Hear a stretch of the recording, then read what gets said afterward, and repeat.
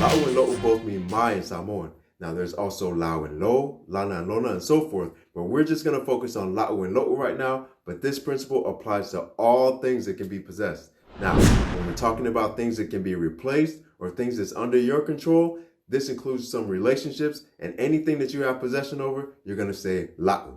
La'u peni, la'u ta'vale, la'u pele. Yes, even la'u pele. If your pele starts tripping, you can easily replace them with another la'u pele.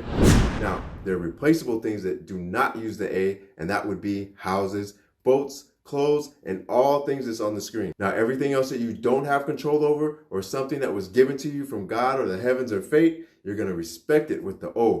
Lo'u tinā, lo'u tamā, lo'u to'olua, lo'u fatu, lo'u lima, and all these things right here.